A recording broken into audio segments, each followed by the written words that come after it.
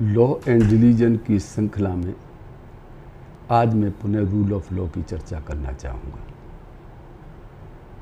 Rule of law एक ऐसा law है, ऐसा शासन व्यवस्था है, शासन तंत्र के तहत जिसमें सभी को आज़ादी रहती है, सभी को स्वतंत्रता रहती है, किसी को सताया नहीं जाता, न राजा के द्वारा न जनता में भी कोई एक दूसरे को नहीं सताता। जैसा अरस्तू ने कहा था, rule of law is better than rule of individual. कानून का शासन, विधि का शासन व्यक्ति के शासन से अच्छा होता है। कानून के शासन की खासियत बताते हुए अरस्तू ने जो कहा कि कानून का शासन लिबर्टी देता है, आज़ादी देता है, स्वतंत्रता देता है, और रूल ऑफ इंडिविजुअल में डिक्टेटरशिप होती है, उसमें स्वतंत्रता को समाप्त कर दिया जाता है। मैंने पिछली बार भी कहा था कि हमारे यहाँ शास्त्रों में, हिंदू धर्म शास्त्रों में रूल ऑफ लॉ के भी मॉडल हैं और रूल ऑफ इंडिविजुअल के भी मॉडल हैं। ये जो रूल ऑफ इंडिविजुअल का मॉडल है, रावण का मॉडल सबसे उदाहरण के तौर पर इससे अच्छा मॉडल कोई नहीं।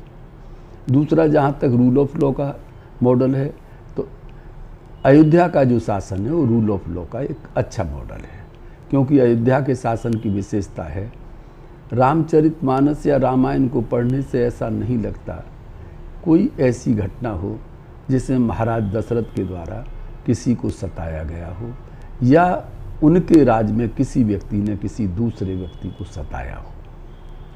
यही उनके राज की खासियत थी, वहाँ कोई किसी को सताता नहीं। और शासन की जो व्यवस्था है, शासन की व्यवस्था के तहत शासन के जो भी शासन से संबंधित मैटर हैं, वो सारे मैटर, सारे कार्य वो मंत्रिमंडल के द्वारा तय किए जाते हैं और मंत्रिमंडल के प्रमुख वशिष्ठ जी हैं। महाराज दशरथ के निवेदन पर वशिष्ठ जी के द्वारा राम के लिए युवराज का पद दे दिया जाता है। भगवान राम के लिए जब युवराज पद का मिल जाता है तो वशिष्ठ जी के द्वारा उन्हें आदेश दिया जाता है कि आप इसके लिए अति शीघ्र इसका आयोजन करके उनका शपथ ग्रहण करा दें। नाथ राम करी हो युवराजू, कहिए कृपा कर करिए समाजू। अर्थात अयोध्या के शासन व्यवस्था के तहत जो सबसे बड़ी, जो वहाँ पर जो एक शक्ति के रूप में थे, वो गुरु वशिष्ठ थे। नाथ का अर्थ सर्वशक्तिमान होता है, तो सर्वशक्तिमान अयोध्या के तंत्र में गुरु वशिष्ठ हैं, और गुरु वशिष्ठ के द्वारा जो आदेश पारित किए जाते थे, महाराज दशरथ उनको एग्जीक्यूट करते थे, क्रियान्वित करते थे। महाराज दशरथ ये घोषणा के बाद शाम के लिए महाराज दशरथ इस समाचार को शेयर करने के लिए कि कल राम का शपथ ग्रहण है, उन्हें युवराज बनाया जाएगा, इस समाचार को शेयर करने के लिए महाराज दशरथ कैकेयी के महल में जाते हैं। योजना के तहत कैकेयी की कुटिलता के चलते और मंथरा की कुटिलता और कपट रूपी चाल के चलते कैकेयी जी कोप भवन में चली जाती है। महाराज दशरथ जब कैकेयी के भवन पर पहुंचते हैं तो उनको सूचना मिलती है कि रानी महल में नहीं है, रानी कोप भवन में गई। कोप भवन की सुनने के बाद महाराज दशरथ की जो स्थिति होती है, उसका वर्णन गोस्वामी तुलसीदास जी महाराज ने कुछ इस तरह से लिखा है। कोप भवन सुन सक्चे उराऊ, भयवश अघुड़ परई न पाऊ, सुरपत बसई बाहुबल जाके, निरपत सकल रही रुख ताके, सो सुन तियरिस गयो सुखाऊ, सुखाई देखो काम प्रताप बढ़ाई। गोस्वामी जी ने लिखा कि महाराज दशरथ जिनके बाहुबल के दम पर स्वर्गलोक का राजा इंद्र बना हुआ है, वो केवल इन्हीं की वजह से है। सुरपत बस है, सारे देवताओं का राजा इंद्र, सारे देवताओं का राजा इंद्र जो है वो केवल इन्हीं के बल पर है। और महाराज दशरथ उसके प्रोटेक्शन में कई बार उसके साथ उसके बचाव के लिए युद्ध करने जाते हैं। और आज उनकी दशा ये हो गई है कि एक स्त्री के क्रोध के सामने वो सूख से जाते हैं। सूख से जाने का अर्थ है जैसे कोई पेड़ सूखता है तो उसके पत्ते भी झड़ जाते हैं, डालें भी झड़ जाती हैं। आज महाराज दशरथ का बल और तेज सब समाप्त सा हो चुका है।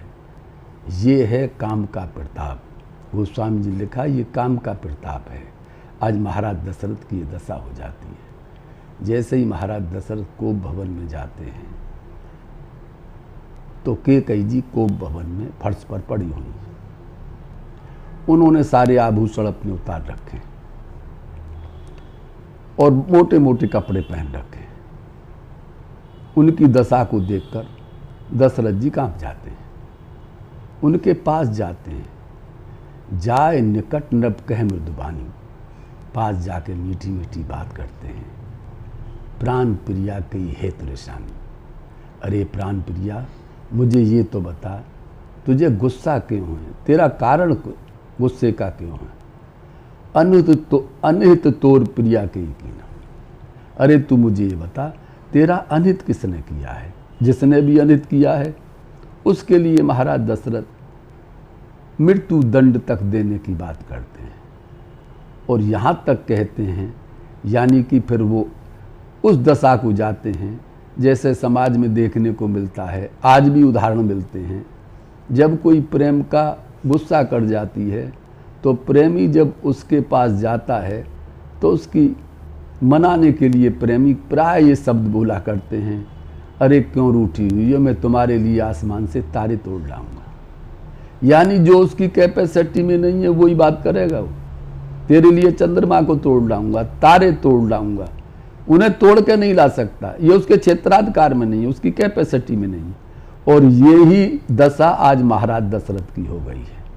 कैकेयी के सामने वो उन्हीं बातों को कहते हैं जो उनकी कैपेसिटी में नहीं था, जो उनके जुडिक्शन में नहीं था। और तब कैकेयी से वो कहते हैं, कहू के ही रंग कई करो नरेशु, तू ये बता मैं किस कंगाल के लिए राजा बना दूं। और कहू कोई निरपय निकासों देशु, और तू ये बता मैं किस राजा को देश से निकाल दूं। जब बुरा वक्त आता है, समय खराब आता है, तो आदमी की बुद्धि और सोच बदल जाती है। महाराज दशरथ आज उन्हीं दो बातों के लिए कह रहे हैं जिनके वरदान पाने के लिए कैकेयी कोप भवन में गई। वो भी इन्हीं दो चीजों को मांगना चाहती हैं जो भी राजा कह रहे हैं कि मैं किस कंगाल को राजा बना दूं। वो तो यही चाहती हैं कि मेरे बेटे भरत को राजगद्दी दे दी जाए। और कहा किस राजा को मैं देश से निकाल दूं, जिनकी घोषणा हो चुकी है राज दरबार में गुरु वशिष्ठ के द्वारा, और उनके लिए निकालने की कैकेयी सोचती हैं। और ऐसे को निकालने के लिए भी दशरथ जी कहते हैं जो कि उनके अधिकार क्षेत्र में नहीं आता है। क्योंकि अयोध्या के अंदर कौन राजा बनेगा, कौन राजा नहीं बनेगा, और अयोध्या में कौन देश में रहेगा, कौन देश में नहीं रहेगा, इसका फैसला राजभवन में मंत्रिमंडल के समक्ष वशिष्ठ जी के द्वारा लिया जाता है। दशरथ जी तो मात्र एक एजुकेटिव अथॉरिटी के रूप में हैं जो उनके आदेशों का क्रियान्वयन करते हैं। बस यहां पर मौका मिल जाता है और कैकेयी जी महाराज दशरथ से कहती हैं, आपने मुझे 2 वचन देने के लिए कहा था, और वो 2 वचन आप बार बार कहते थे मांग लो मांग लो। और मुझे तो ऐसा लगता है कि उन 2 वचनों को देने में भी अब मुझे संदेह लगता है कि आप उस वचन मेरे देंगे कि नहीं देंगे। महाराज दशरथ ने कहा कि अरे तुम ये क्या कह रही हो, अहे अहे हमें दोष जन देहु, दुई की 4 मांग के लेहु। अरे तुम 2 की बात कर रही हो, तुम 4 वरदान मांग लीजिए। और तब के कई वरदान मांगती है। सुनहु प्राण प्रिय भाव जी का, मांगू एक बार भरत ही टीका। मैं भरत के लिए राज मांगती हूँ। और दूसरे वरदान में वो कहती हैं कि दूसर बर कर मांगू जोरी, दूसर बर मांगू कर जोरी, पूर्व नाथ मनोरथ मोरी, तापस बेस विशेष उदासी, 14 बरस राम वनवासी। आप राम को 14 वर्ष के लिए वनवास भेज दीजिए। इतना सुनने के बाद महाराज दशरथ अपने दोनों हाथों को माथे पर रखते हैं और नेत्रों को मूंद करके वहीं गिर जाते हैं। महाराज दशरथ के चरित्र में यहाँ पर देखने को मिलता है, जो उनकी स्थिति वही प्रेमी वाली है जो आसमान से तारे तोड़ने की बात करता है। महाराज दशरथ को वहाँ उस समय बता देना चाहिए था कि महारानी कैकेयी, जो तुम 2 वरदान मांग रही हो, ये वरदान मेरे क्षेत्राधिकार में नहीं आते, ये मेरी कैपेसिटी के बाहर है। ना इसे देने के लिए मैं अधिकृत हूँ और ना मुझे देने के लिए कहा गया है, ना कोई पावर्स मुझे डेलीगेट की गई। यहाँ पर मैं ये कहना चाहूँगा, एडमिनिस्ट्रेटिव लॉ में ये जो डेलीगेटेड लेजिस्लेशन का टॉपिक पढ़ाया जाता है, अल्ट्रा वायरस का टॉपिक पढ़ाए जाते हैं, ये कंसेप्ट और विचार पाश्चात्य जगत के विद्वानों के नहीं हैं, ये थ्योरी उनकी नहीं है। ये हमारे धार्मिक ग्रंथों में, पौराणिक ग्रंथों में, हिंदू धर्मशास्त्रों में बहुत इनकी विस्तार से चर्चा की गई। अब जैसे ये डेलीगेट क्या होता है, डेलीगेटेड लेजिस्लेशन क्या होता है, तो सिंपल सा अर्थ ये है, डेलीगेटेड लेजिस्लेशन के तहत पार्लियामेंट के द्वारा या स्टेट लेजिस्लेचर के द्वारा जो एक्ट बनाया जाता है, उस एक्ट के उद्देश्य की पूर्ति के लिए पार्लियामेंट या स्टेट लेजिस्लेचर कुछ पावर्स डेलीगेट करता है एग्जीक्यूटिव अथॉरिटी के लिए कि आप इस एक्ट के उद्देश्य की पूर्ति के लिए कुछ नियम बना सकते हैं। और जब एग्जीक्यूटिव अथॉरिटी इन नियमों को बनाती है उस उद्देश्य की पूर्ति के लिए जो मुख्य उद्देश्य है एक्ट का, तो इसी को डेलीगेटेड लेजिस्लेशन कहते हैं। अर्थात ये जो पार्लियामेंट और स्टेट लेजिस्लेचर है, ये प्राइमरी लेजिस्लेशन कहलाता है, और डेलीगेटेड लेजिस्लेशन जो एग्जीक्यूटिव अथॉरिटी रूल बनाती है उस उद्देश्य की पूर्ति के लिए, ये सेकेंडरी लेजिस्लेशन कहा जाता है। अतः जो प्राइमरी लेजिस्लेशन है वो सुपीरियर अथॉरिटी के द्वारा होता है, और जो डेलीगेशन होता है वो इन्फीरियर अथॉरिटी के द्वारा होता है। अब किष्किंधा कांड में वर्णन आता है,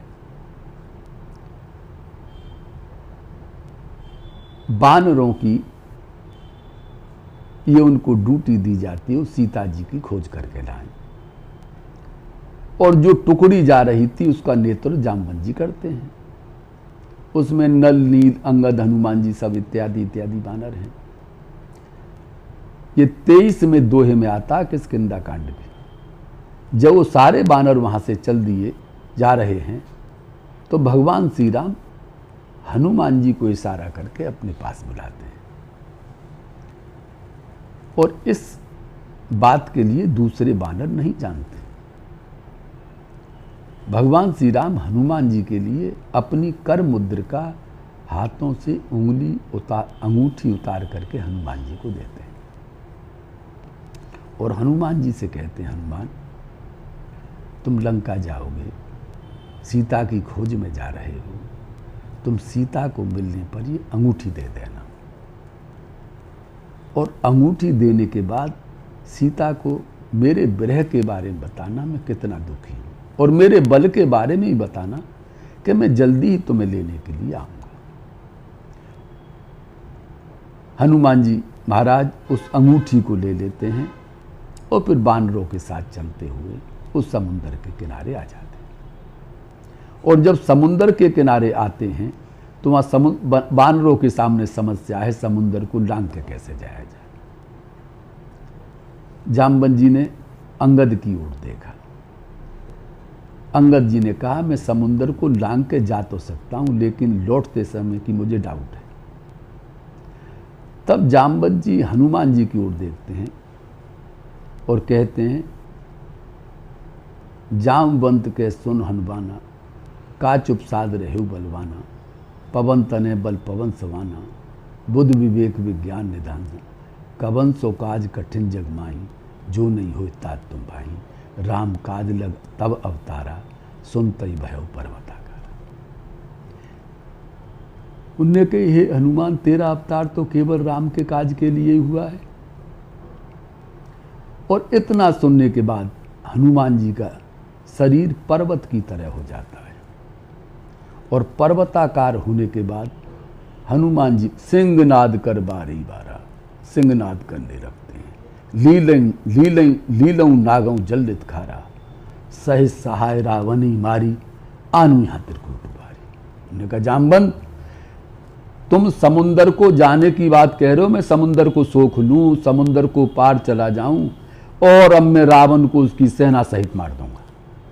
और फिर यहां तक कहते हैं, तुम लंका की बात कह रहे हो, लंका जिस त्रिकूट पर्वत के ऊपर बसी हुई है, मैं त्रिकूट पर्वत को ही उखाड़े लाता हूं।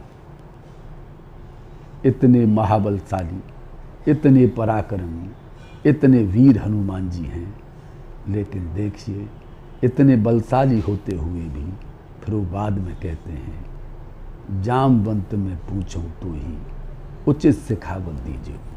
ये जामवंत, मैं तुझसे पूछ रहा हूं, तू मुझे उचित ही सलाह देना। क्या उचित है? यहाँ जिनके पास बहुत बहुत बड़ी शक्तियां हैं, अथॉरिटी हैं, उन्हें हनुमान जी के इस चरित्र से सीखना चाहिए कि आपके पास शक्तियां बहुत कुछ हैं, लेकिन इन शक्तियों का प्रयोग उचित तरीके से करना चाहिए। ये जो जस्टिस शब्द है जिसके लिए न्यायालय बनी हुई हैं, ये जस्टिस शब्द की उत्पत्ति यहीं से हुई है। जस्टिस शब्द में जो जस्ट वर्ड आता है, जस्टिस में जो जस्ट वर्ड है, उस जस्ट का 4 मीनिंग है, और वो 4 मीनिंग है। पहला मीनिंग जस्ट का है फेयर, दूसरा मीनिंग है प्रॉपर, और तीसरा मीनिंग है राइट, और चौथा मीनिंग है अपराइट। ये जस्टिस के 4 इंग्रेडिएंट हैं। तो जस्टिस वो है जो फेयर है। फेयर के 2 अर्थ होते हैं, एक तो फेयर माने सुंदर होता है, और एक फेयर माने ऑनेस्ट होता है। जज जो न्यायाधीश है, उसे ऑनेस्ट होना चाहिए, और उसके द्वारा जो भी जजमेंट दिया जाए, जो भी निर्णय दिया जाए, वो देखने में सुंदर लगना चाहिए। ये है फेयर, ये है जस्ट। और दूसरा अर्थ है प्रॉपर। प्रॉपर का अर्थ होता है एप्रोप्रिएट होना चाहिए, और तीसरा अर्थ है राइट, भाई राइट होना चाहिए, ठीक होना चाहिए। चौथा जो अर्थ है वो बहुत महत्वपूर्ण है जस्ट का, वो है अपराइट। अपराइट उसे कहते हैं जो कोई चीज पृथ्वी पर ऊपर को सीधी खड़ी रहती है। जैसे पेड़ है, पेड़ कभी टेढ़ा मेढ़ा खड़ा नहीं होता, सीधा खड़ा होता है। ये जो जस्टिस है, अपराइट होना चाहिए। ये किसी भी ओर को, किसी के पक्ष में झुका हुआ नहीं दिखना चाहिए। एक शब्द आता है, जज should not be biased, authority should not be biased. Bias का अर्थ होता है कोई जज या कोई अथॉरिटी किसी के पक्ष में झुकी हुई नहीं होनी चाहिए। ये जो बायस शब्द है, ये भी एडमिनिस्ट्रेटिव लॉ में पढ़ाया जाता है। फ्रेंच का एक वर्ड 20 है, उस 20 शब्द से इस बायस शब्द की उत्पत्ति हुई है, और 20 का अर्थ होता है लट्टू। बचपन में हम लोग लट्टू अक्सर घुमाया करते थे, उसमें डोरी डालते, बांधते थे, और फिर लट्टू को जमीन पर पटक देते थे। लट्टू कभी भी इरेक्ट सीधा होकर के नहीं घूमता है, लट्टू हमेशा थोड़ी सी टेढ़ लेकर घूमता है। इसी को बीस कैसे हैं, इसी को बायस कहते हैं। लट्टू की तरह जज और अथॉरिटी किसी एक पक्ष की ओर झुकी हुई नहीं होनी चाहिए, इंक्लिनेशन नहीं होना चाहिए। ये है बायस और यही क्षेत्रकार है। आगे वर्णन आता है, हनुमान जी महाराज लंका में पहुंच जाते हैं और विभीषण की कुटिया पर पहुंचते हैं। विभीषण के द्वारा उनको सारी माता सीता की लोकेशन को बताया जाता है कि माता सीता शोक वाटिका में हैं और वहाँ पर आपको उनके दर्शन होंगे। हनुमान जी अशोक वाटिका में आ जाते हैं। अशोक वाटिका में आके रावण उनको बहुत त्रास देकर जाता है। इस दृश्य के लिए हनुमान जी वृक्ष में बहुत छोटा रूप धारण करके देख रहे हैं। उन्होंने सीता जी की स्थिति को देख लिया था, वो यहाँ किस हाल में रह रहे हैं। तब ऊपर से उस अंगूठी को गिराते हैं जो भगवान श्री राम ने उनको दी थी और उस अंगूठी को पहचान जाती। और पहचान जाने के बाद तब वो कहती हैं, भाई जो इस अंगूठी को फेंक दिया है वो प्रकट कौन नहीं होता। तब हनुमान जी प्रकट होते हैं, माता सीता के सामने जाते हैं और माता सीता समझ चिन्हित कर लेती हैं ये राम का दूत है। सीता जी ने जब अपना दुख रोया, विरह का वर्णन किया कि हनुमान मुझे यहाँ एक एक क्षण एक एक युग के बराबर बीत रहा है। उस दशा को देखकर केवल हनुमान जैसे लोग ही जो जस्टिस को समझते हैं, जुरिडिक्शन को समझते हैं, वो ही इस शक्ति का प्रयोग इस तरह से कर सकते हैं। जब उन्होंने माता सीता के दुख को सुना तो हनुमान जी ने कहा, अभी मात में जाऊं लभाई, प्रभु आयस नहीं राम दुहाई। हे माता, मैं तुम्हें लेकर अभी यहां से जा सकता हूं, लेकिन मुझे तुम्हें ले जाने के लिए पावर्स डेलीगेट नहीं की गई कि मैं तुम्हें यहां से लेकर चला जाऊं। मुझे केवल इतनी ही पावर्स डेलीगेट की गई हैं कि मैं आपको देख करके, आपका समाचार जान करके मैं आपकी सुधि वहां पर जाकर बताऊं।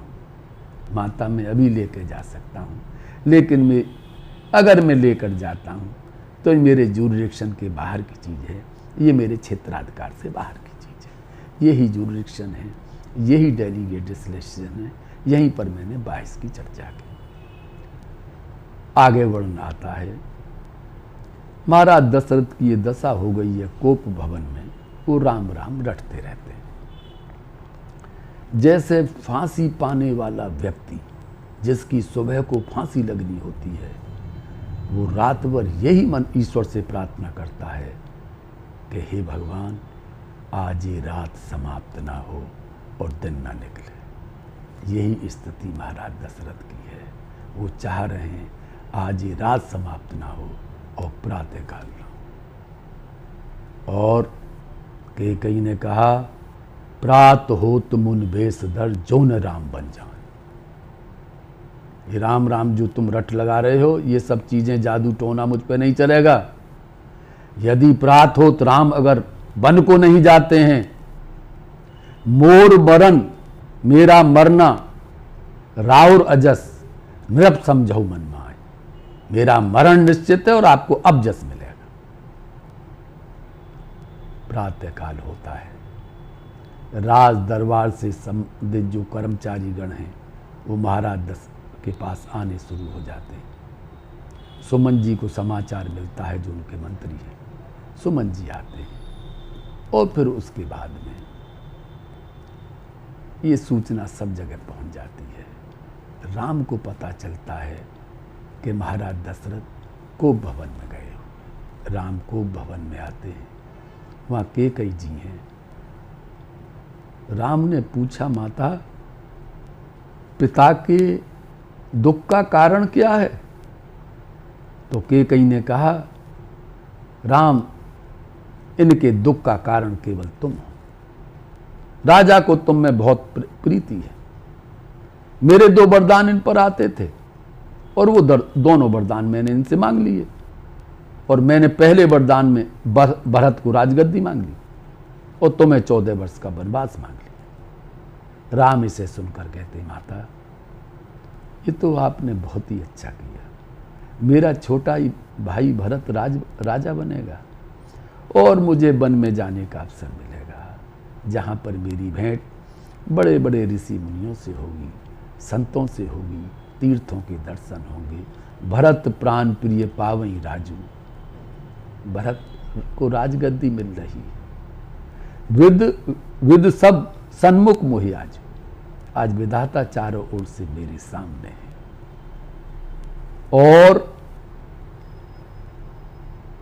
ऐसे इस कार्य के लिए भी यदि मैं अगर बन नहीं जाता हूं, तो ये समाज मुझे, जब मूर्खों की गिनती होगी तो मुझे प्रथम स्थान पर ही गिना जाएगा। ऐसे काजने में अगर बन नहीं जाता, उसके बाद भगवान श्री राम तैयार होते हैं और तैयार होने के बाद उनके साथ लक्ष्मण और सीता भी तैयार होती हैं और राम प्रातःकाली महाराज दशरथ से मिलकर, सभी माताओं से मिलकर वन के लिए चले जाते हैं। महाराज दशरथ के बन जाने के बाद, महाराज राम के बन जाने के बाद महाराज दशरथ 6 दिन जीवित रहते हैं और वो 6 दिन राम का नाम ही रटते रहते हैं। और 6ठे दिन महाराज दशरथ का प्राणांत होता है। गोस्वामी तुलसीदास जी महाराज ने उन 6 दिनों का वर्णन एक ही दोहे में इस तरह से किया है कि एक दिन को एक बार राम के नाम के साथ के लेकर उस दोहे को पूरा किया है।